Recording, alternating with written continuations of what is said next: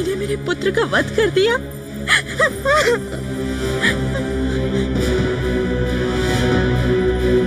पुत्र गणेश,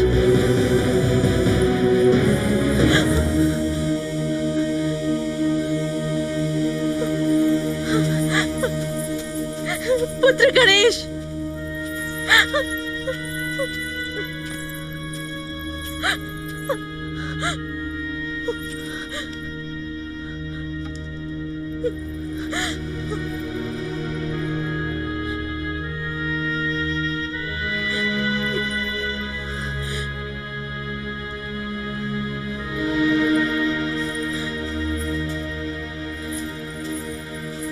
ये आपने क्या किया प्राणनाथ?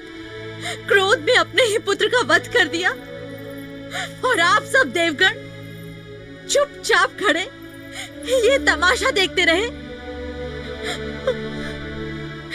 किसी को इस नादान बालक पर दया नहीं आई? क्या एक नन्हे से बालक को हराना इतना जरूरी था कि सभी देवता यहाँ इकट्ठे हुए हैं? बोलिए, आप सब चुप क्यों हैं? शांत हो गया आपका क्रोध इस नन्हे से बालक के प्राण लेकर?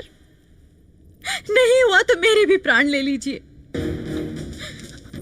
मुझे अपना पुत्र वापस चाहिए, जीवित।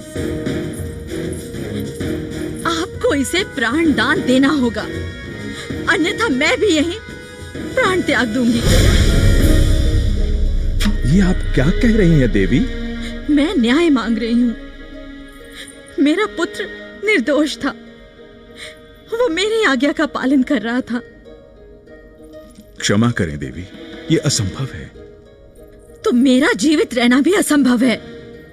यदि इसी समय मेरे पुत्र को पुनर्जीवित नहीं किया गया तो मैं भी प्राण त्याग दूंगी। आपने क्रोधवश अपने ही पुत्र का वध कर दिया भोलेनाथ। अब आपको देवी पार्वती का आग्रह स्वीकार कर बालक गणेश को जीवन दान देना ही होगा, अन्यथा उनकी क्रोध की अग्नि सारी सृष्टि को तहस नहस कर देगी। वास्तव में देवी पार्वती का आग्रह अनुचित नहीं है। क्रोध में आपने जो अनुचित कार्य किया है उसका यही प्रायश्चित हो सकता है भोलेनाथ। अहंकार त्याग कर देवी पार्वती की प्रार्थना स्वीकार कीजिए भोलेनाथ। ये संभव नहीं है। मेरे शस्त्र के प्रहार से जो सर धड़ से अलग हो गया वो फिर से जोड़ा नहीं जा सकता।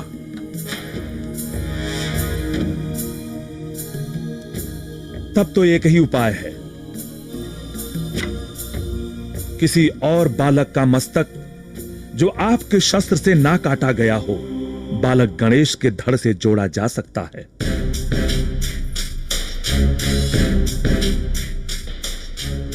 सोचने में समय नष्ट मत कीजिए, तुरंत अपने गणों को आदेश दीजिए।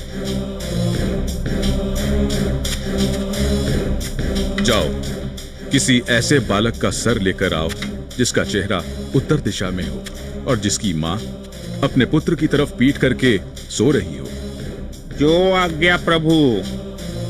देर मत करो, अगर समय निकल गया तो ये कभी जीवित नहीं हो पाएगा। जो आज्ञा। चलो।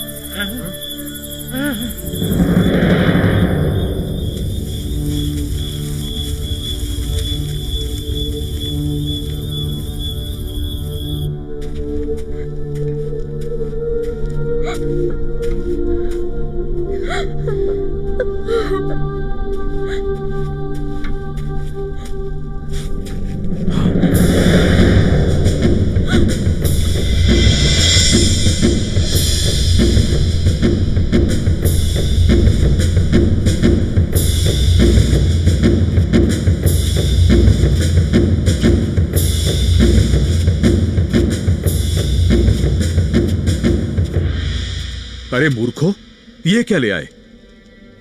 प्रभु, आपने जो आदेश दिया था उसके अनुसार यही एक बालक मिला। हम उसका मस्तक ले आए हैं। गज का मस्तक? सोचने का समय नहीं है भोलेनाथ। इसी मस्तक को जोड़कर बालक गणेश को जीवित करो।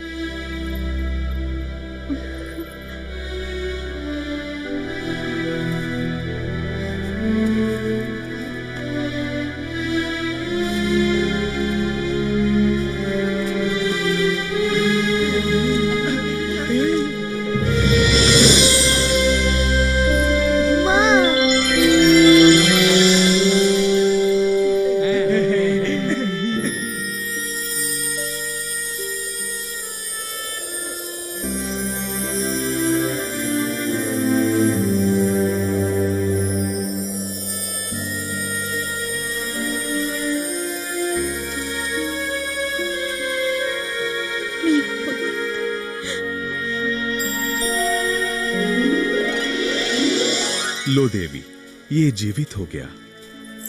आपने इसे जीवित तो कर दिया प्रभु, परंतु इस रूप में इसे देखकर सब इसका मजाक उड़ाएंगे। चिंतित मत हो प्रिय, ऐसा कुछ नहीं होगा। मैं इसे वरदान देता हूं कि युगों युगों तक लोग इसकी पूजा करेंगे। ये अद्भुत बालक पृथ्वीवासियों का कल्याण करेगा।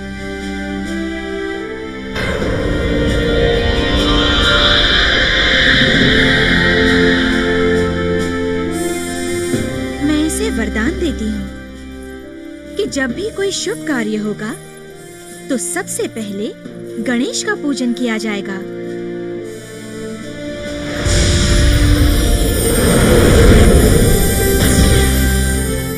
ये बालक विद्या और बुद्धि का दाता होगा।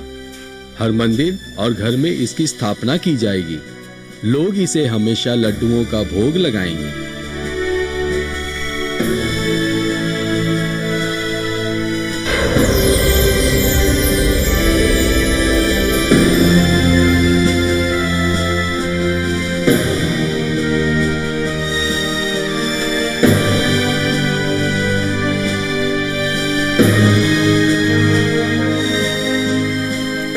हमारा पुत्र अति बलशाली और बुद्धिमान होगा।